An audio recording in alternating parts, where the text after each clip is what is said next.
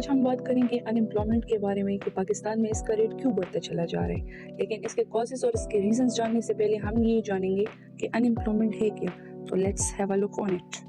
Unemployment کو ہم اس کو ڈیفائن کر سکتے ہیں یا اس کو اگر ہم ایکسپلین کر سکتے ہیں تو کچھ اس طرح سے ہم کریں گے کہ it is a state or situation where an individual is able or willing to work but is unable to find employment.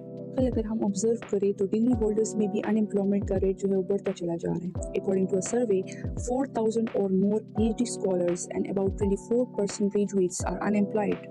اگر پاکستان کے انمپلائمنٹ ریٹ کی بات کریں تو it is 5.7% till 2023 and is expected to increase 6% at the end of 2024.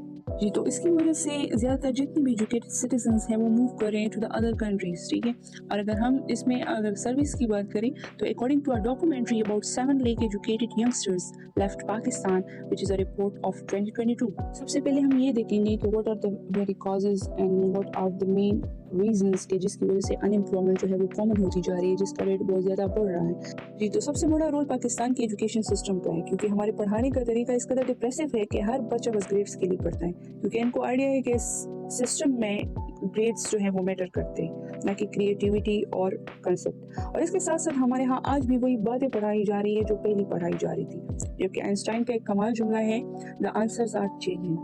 مطلب کہ سوال وہی ہے لیکن جواب بدل رہے ہیں، کیونکہ آج کل کے دور کی ریکوائرمنٹس اور ہیں. ایک بچہ یونیورسٹی میں پڑھتا ہے، لکھتا ہے، محنت کرتا ہے، 4-5 سال وہاں گزارتا ہے، اس کے والدین جو ہیں اس کی فی افورڈ کرتے ہیں. کچھ لوگ تو بیچ باچ کے اپنے بچوں کی پڑھائی کرواتے ہیں، لیکن جب وہ بچہ انٹرویو میں پہنچتا ہے تو اس قابل ہی نہیں ہوتا کہ وہ آرگنائزیشن اسے لے سکے.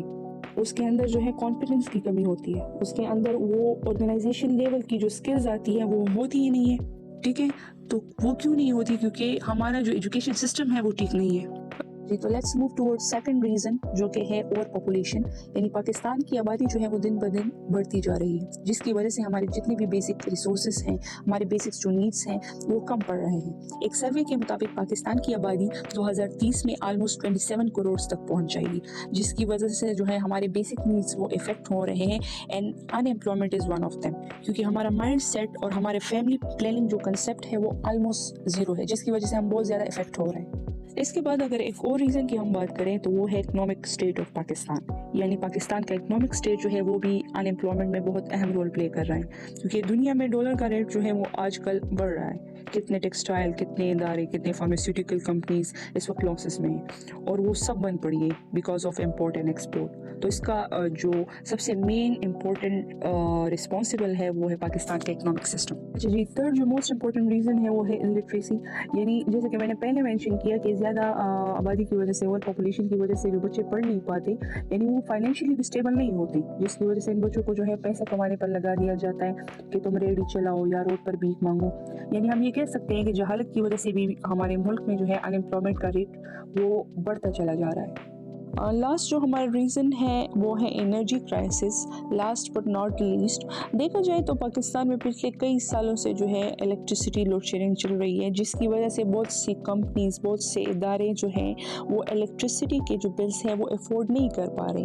جب آپ انرجی ہی افورڈ نہیں کر پائیں گے تو آپ لوگوں کو کیسے افورڈ کر پائیں گے؟ جب آپ کی مارکیٹس کھلیں گے ہی نہیں تو آپ کیسے جو ہے اپنے امپلائمنٹ ریٹ کو جو ہے وہ کنٹرول کر پائیں گے؟ آپ کی فیکٹریز میں کام نہیں ہو پائے گا تو لوگ کہاں سے رکھیں گے؟ ٹھیک ہے، تو this is one of the reason جس کی وجہ سے انمپلائمنٹ کا ریٹ بڑھ رہا ہے. تو ان سب ریزنز میں آپ کو جو اتھینٹک لگتا ہے پلیز کمنٹ میں بتائیے گا. لیکن اگر میں اپنی اوپینین کی بات کروں تو وہ ہے education system. Being a student اگر میں اپنی آبزرویشن بتاؤں تو زیادہ تر بچے جو ہے وہ بہت زیادہ پریشر کی وجہ سے وہ صحیح سے پڑھ نہیں پاتے، وہ اپنے آپ کو جو ہے اپنے کنسیپٹ کو کلیئر نہیں کر پاتے، جس کی وجہ سے وہ صرف گریڈس پر فوکس کرتے ہیں کہ ہمارے مارکس اچھے آ جائے، ہمارے گریڈ صحیح آ جائے، جس کی وجہ سے ہم ٹیسٹ میں بھی آگے جا پائیں گے. لیکن وہی بچے پھر جب کسی بھی کمپٹیٹیو ایگزام میں بیٹھتے ہیں یا اگر وہ انٹرویو میں بیٹھتے ہیں تو وہ اپنے آپ کو اس طرح سے ریپرزینٹ نہیں کر پاتے. تو اگر ہم اپنے ایجوکیشن سسٹم کو جو ہے وہ امپروو کریں، اگر ہم اپنے ایجوکیشن سسٹم کو جو ہے اور انہینس کریں، بچوں کے لیے اسکلز لائیں اور ان اسکلز کو ان کے اوپر اپلائی کریں، اور پھر اس کے بعد ان کو یہ یقین دہانی دلائیں کہ آپ اپنے کنسیپٹ کو جو ہے امپروو کریں rather than marks or grade, تو it will be more effective toward our employment rate. Okay, so this is all about today. If you like the video, kindly like, share, subscribe and comment. Thank you so much.